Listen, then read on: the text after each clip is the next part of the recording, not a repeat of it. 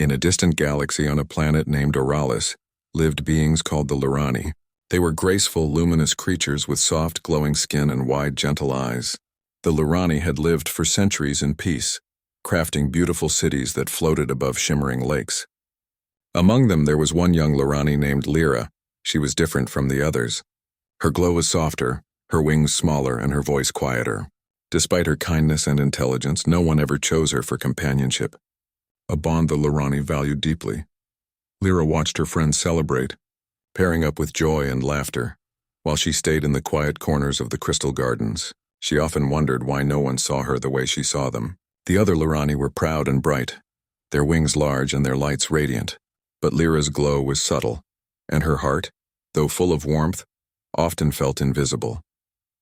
Every day, she walked along the glass bridges that connected the floating islands of Oralis.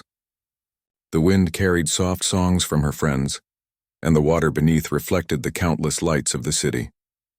Lyra loved the beauty of her world, but she longed to be noticed. She wanted someone to hear her thoughts, to share her dreams, and to care for her the way she cared for others.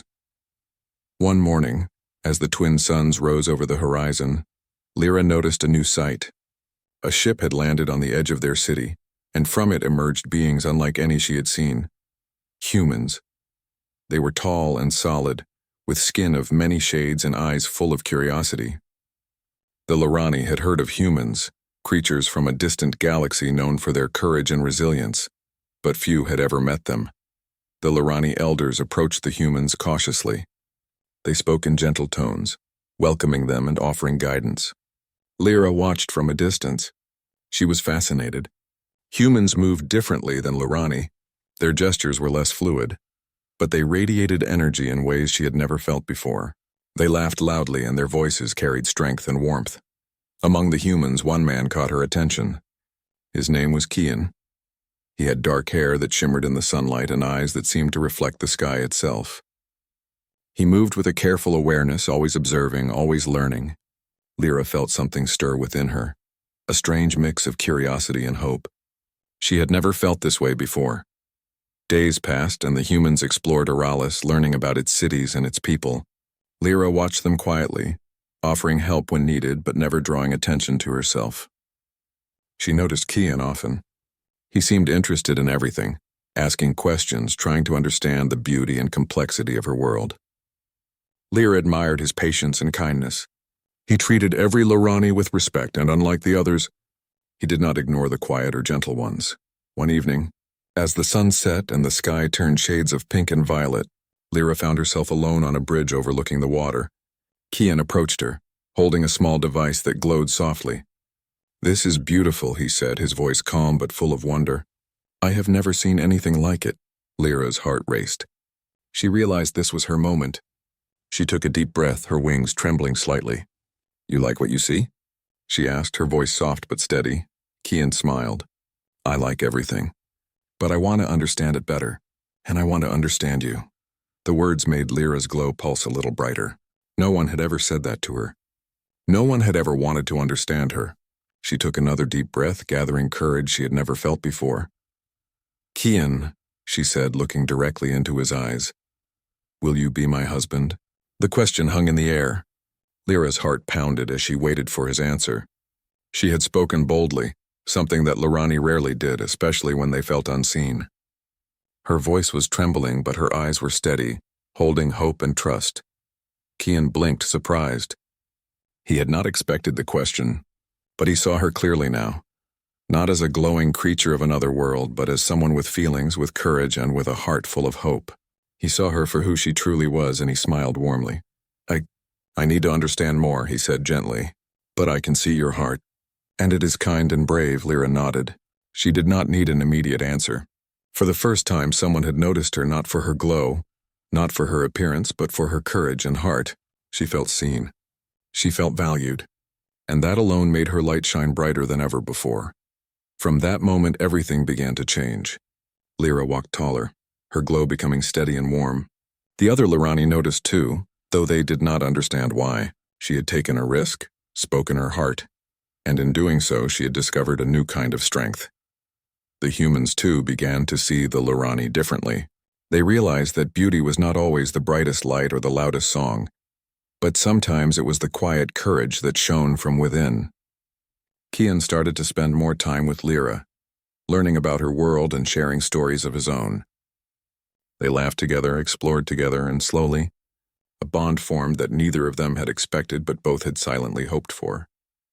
As the twin suns set again, painting the sky in shades of fire and gold, Lyra felt a warmth she had never known. She was no longer invisible.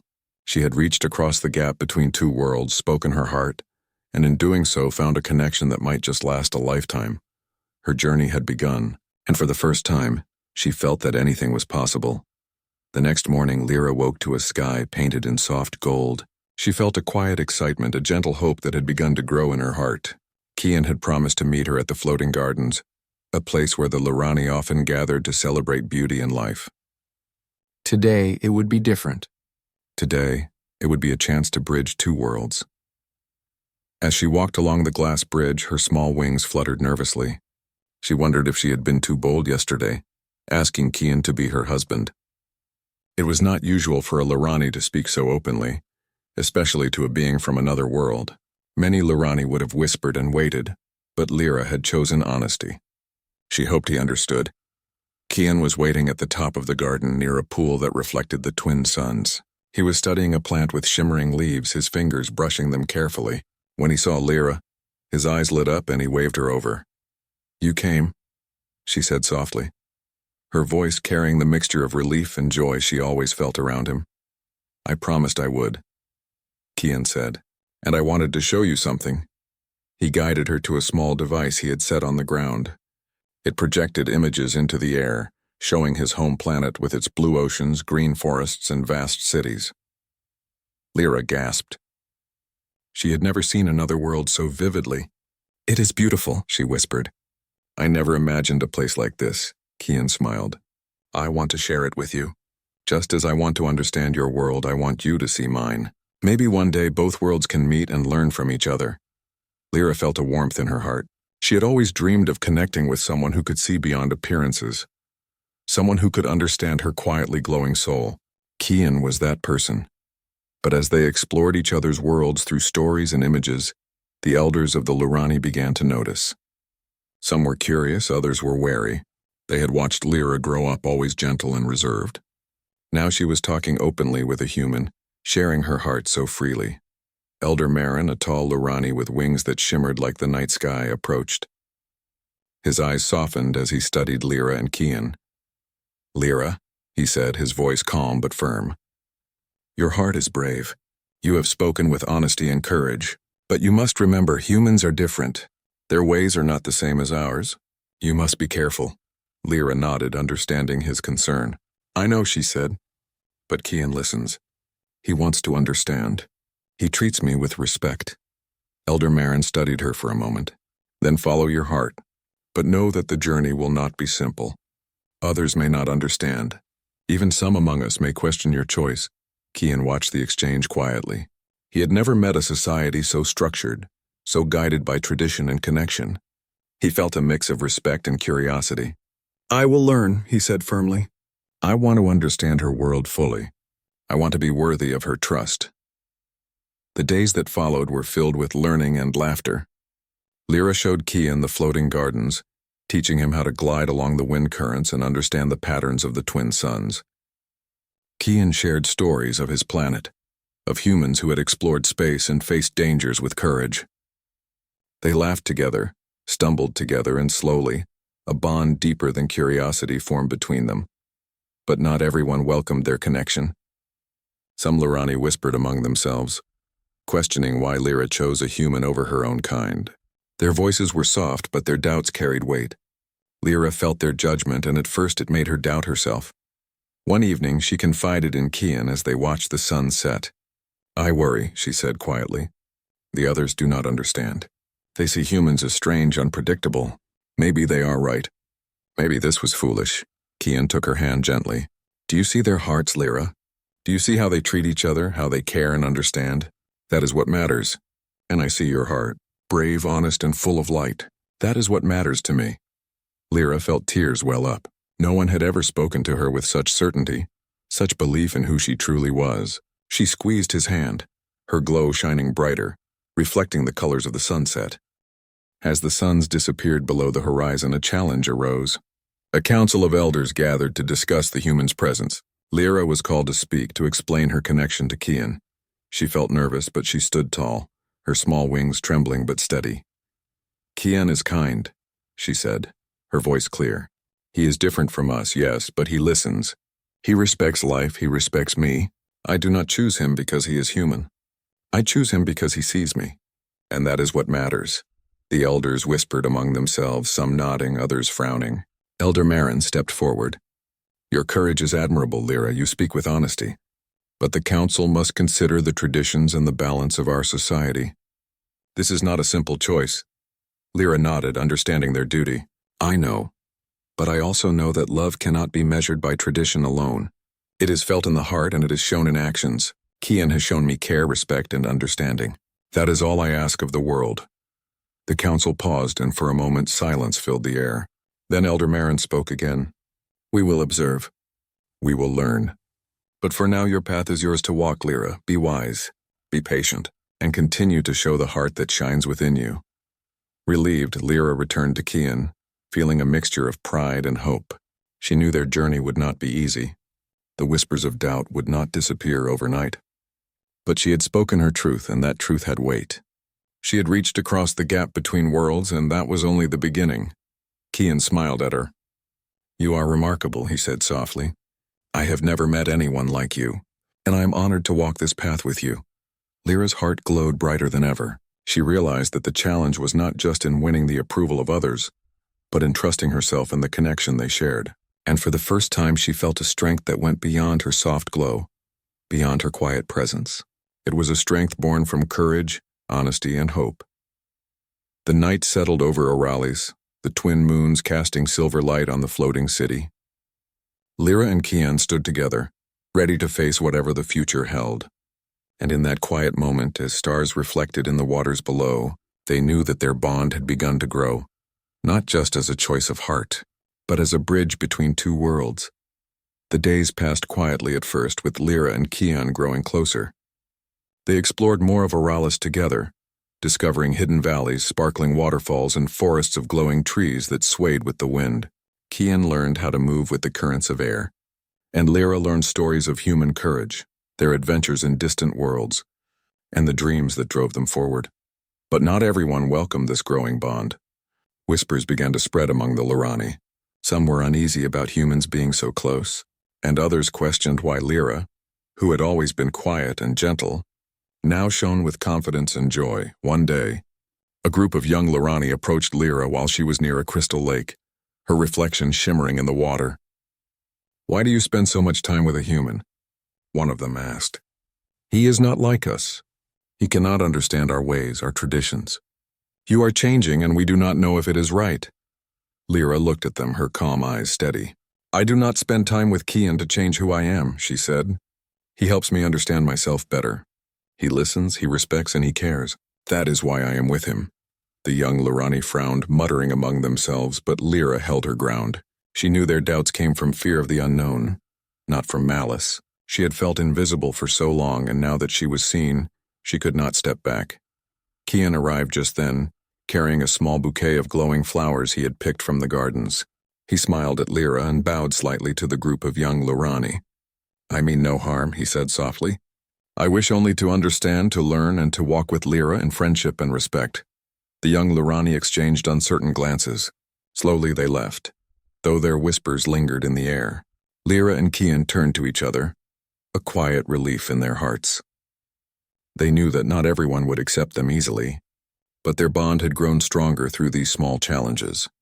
That evening, Elder Marin called for a private meeting with Lyra.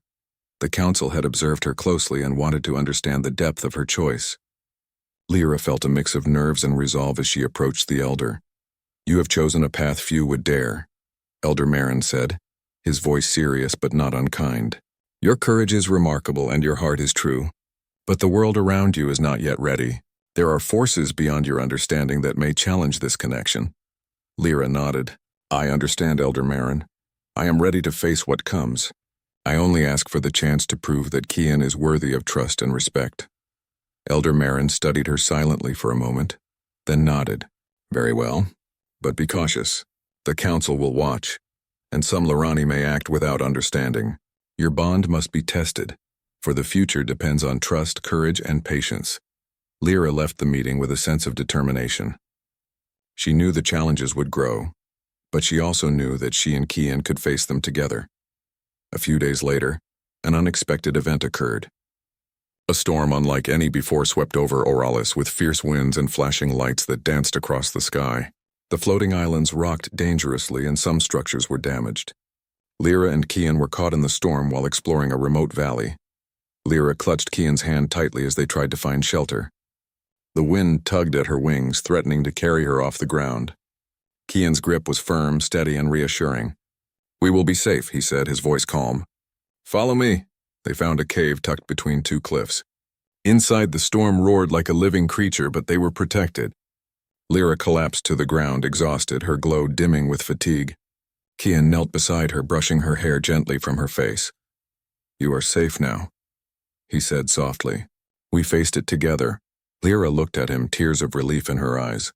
"I was afraid," she admitted, "but having you here made me brave. I never would have made it without you." Kian smiled, squeezing her hand. "And I would not want to be anywhere else." The storm lasted through the night, and as the first light of dawn touched the valley, they emerged. The world was changed by the storm. Trees were bent, rivers had swelled, and some buildings had been damaged. But the storm also revealed something new. A hidden grove of crystal trees shining with colors no one had seen before. "This is amazing," Lyra whispered. "The storm showed us something beautiful." Kian nodded. "Sometimes challenges bring discoveries we cannot imagine, and sometimes they show us who we truly are." The experience of the storm strengthened their bond. They had faced fear and uncertainty together and had found not only safety but wonder. Lyra realized that courage was not the absence of fear, but the willingness to face it with someone who trusted you. However, not all challenges came from nature. News of the storm spread quickly, and some Lirani questioned why Kian had been allowed to be in the valley. "It is dangerous," some said. "Humans should not be trusted in our lands. They do not understand the balance of Oralis." Lyra stood firm. "He is not here to disrupt. He is here to learn, to help, and to share the world with me. Do you doubt his heart so easily?" Her words were met with silence. Some Lirani softened, seeing her strength, while others frowned, unsure if they could accept a human so closely. Lyra knew the path ahead would be filled with trials, but she also knew that trust, honesty, and courage could change hearts. As the sun set over the recovering valley, Lyra and Kian stood hand in hand. The twin moons reflected on the water, and the grove of crystal trees glowed softly in the night. "We will face whatever comes," Lyra said quietly. "Together." Kian nodded, his eyes filled with certainty. "Together, always." And so, as the first stars appeared in the sky, Lyra realized that her journey had only begun. She had faced judgment, fear, and danger, but she had also discovered courage, trust, and a connection that could bridge worlds. The challenges ahead would test them further, but for the first time she felt truly ready. In the quiet of the night, as the wind whispered through the crystal trees, Lyra's heart shone brightly. Not just as a Lirani, but as someone brave enough to follow her heart, someone willing to face the unknown, and someone ready to build a future with Kian, one step at a time. The days after the storm were filled with rebuilding. The Lirani worked together to repair their floating islands, and Kian joined them eagerly. Though he was human, he learned quickly, lifting crystal panels and carrying supplies with care. Lyra watched him, her heart swelling with pride. He had shown courage during the storm, and now he was showing patience and dedication in helping her world heal. Yet not everyone welcomed his presence. Some Lirani still whispered, questioning why Lyra chose a human. "He does not belong here," they said. "He is different. Perhaps he should return to his own world." Lyra overheard these comments one afternoon as she walked along the edge of the city with Kian. Her small wings drooped slightly, and she felt a pang of worry. Kian noticed immediately. "Do not let their words dim your light," he said gently, taking her hand. "You have faced storms and fear, and you have grown stronger every time. Do you think this will be any different?" Lyra shook her head. "I know, but it still hurts." I want them to understand, to see what I see in you. Kian smiled. Then we will show them together. They decided to organize a celebration of the city's recovery. It was a festival of light with floating lanterns, music, and glowing flowers. Lyra hoped it would demonstrate that humans and Lurani could work together, that bonds of friendship and respect could cross worlds. The festival began with laughter and music. Kian helped Lurani hang lanterns, his hands careful but steady. Lyra watched him, her heart full of warmth. She noticed the younger Lurani looking at him with curiosity rather than fear, and she felt hope rising. But the elders remained cautious. During the ceremony, Elder Marin approached Lyra. "Your heart is steadfast," he said, "but there are those who may test your courage further. Be prepared. The path you walk is not easy." Lyra nodded. "I understand, Elder Marin, but I will not step back from what I know is right." As night fell, the lanterns floated into the sky, casting a glow over the city. Lyra and Kian stood together, watching the light reflect in the waters below. For a moment, everything felt perfect. Then a disturbance rippled through the crowd. A group of Lurani elders, more traditional than Marin, stepped forward. Their expressions were stern, their wings folding tightly behind them. "Lyra," one said, "we cannot allow a human to remain so close. It is against our laws and our balance. You must choose either your own kind or him." Gasps spread through the crowd. Lyra felt her heart tighten, but she held Kian's hand firmly. She had faced fear, storms, and whispers before. Now she faced something greater, the possibility of losing the bond she had fought so hard to build. "I choose him," Lyra said, her voice strong and clear. "I choose trust, courage, and love. I choose the heart that sees me, not the fears that blind others. Kian is my companion. He is my friend, my partner, and my equal. I will not turn away from him." The elders exchanged troubled glances. Some whispered to each other, clearly struggling to accept her decision. The crowd fell silent, waiting for what would happen next. Elder Marin stepped forward, placing a hand on Lyra's shoulder. "Your heart is brave," he said softly. "We may not understand, but we will observe. Let your actions speak, and time will reveal the truth." Relief washed over Lyra. She knew the path would still be difficult, but she had spoken her truth, and that truth had weight. The following days tested them further. A delegation from another Lurani city arrived, curious about the humans and unsettled by the news of Lyra's choice. They asked questions, sometimes harshly, challenging Kian to explain himself and prove his intentions. Kian remained calm, answering each question with honesty and respect. Lyra stood beside him, her small glow steady and bright. She felt a deep sense of pride, not just for Kian but for herself. She had chosen her heart, and now she was defending that choice with courage.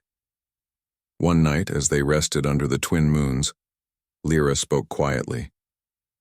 "Do you think we can ever change their minds?" she asked.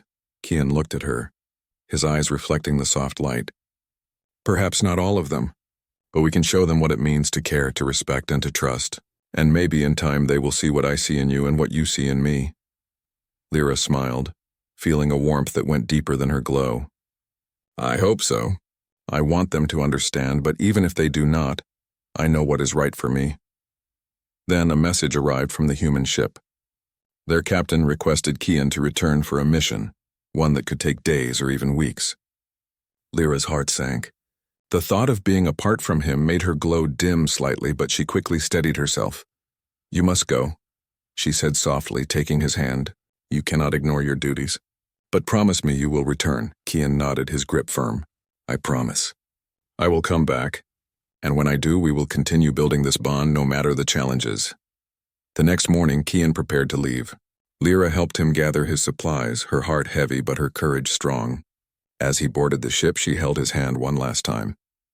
"Be safe," she whispered. "I will," Kian replied. "And I will return. Our story is not over." The ship lifted into the sky, leaving Lyra standing alone on the floating island. She watched it disappear among the stars, feeling a mixture of sadness and hope. She knew the days ahead would be difficult, but she also knew that her heart was brave enough to endure. In the following weeks, Lyra continued her life on Oralis. She trained, helped rebuild the city, and spent time with friends, though her thoughts often drifted to Kian. She realized that courage was not just about facing others, it was also about facing the emptiness when someone you love is far away. One evening, a soft glow appeared on the horizon. Lyra rushed to the edge of the city, her heart leaping. The human ship was returning. Her wings fluttered with excitement as she waited for it to land. When Kian finally stepped onto the platform, she ran to him, her small glow shining brighter than ever. They embraced, the relief and joy of reunion filling the air. "I told you I would return," Kian said, smiling. Lyra laughed, tears of happiness in her eyes. "And I waited. You see, even distance cannot dim what is true in the heart." As they stood together under the twin moons, the winds of Oralis whispered around them, carrying the promise of future challenges and victories. Lyra knew that the path ahead would not be easy, but she also knew that with courage, trust, and love, they could face anything. Their journey was far from over. Society still questioned, challenges would still come, and the world would continue to test them. But Lyra and Kian had discovered a truth stronger than fear or tradition. They had discovered the power of choosing each other, the strength of trust, and the light that shines when hearts meet across worlds. And as the stars reflected in the waters below, Lyra realized that this was only the beginning of a story that would shine for many lifetimes to come. The days following Kian's return were filled with a quiet joy. Lyra and Kian spent their time exploring Oralis again, showing each other parts of their worlds and sharing stories of the days they were apart. Lyra's glow had never been brighter. She realized that the bond they shared was no longer fragile. It was strong, resilient, and full of warmth. Yet, the whispers of doubt among the Lurani continued. Some could not accept a human so closely tied to one of their own. Others, however, had begun to notice something remarkable. Lyra's courage, kindness, and honesty were changing minds. The young Lurani who had questioned her before now observed her with curiosity and even admiration. Slowly, hearts were opening. One morning, Lyra awoke to find Kian waiting at the edge of the city, his eyes reflecting the twin suns. "I have something to show you," he said, holding her hand. He led her to a hidden valley, one that shimmered with crystals and waterfalls that glowed softly in the sunlight. In the center of the valley, Kian had built a small platform of stone and crystal. It was simple yet beautiful, a place where two worlds could meet as equals.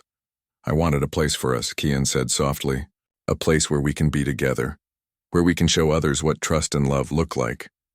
Lyra's heart swelled. "It is perfect," she whispered. "Thank you." Their happiness, however, was soon tested. A group of elders from a neighboring city arrived, their expressions stern.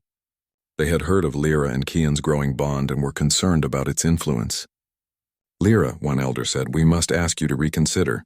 Your choice may bring unrest. Humans are different, and your bond may not be accepted by all." Lyra looked at Kian, who squeezed her hand reassuringly. She took a deep breath, feeling the strength that had carried her through storms, judgment, and distance. "I have chosen my path," she said, her voice calm but strong. "Kian is my companion. He is kind, brave, and honest.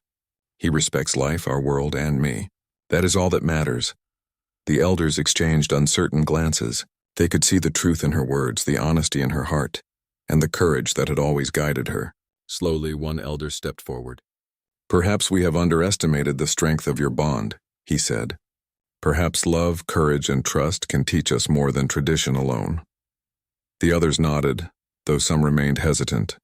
Lyra realized that change often came slowly, but one heart at a time.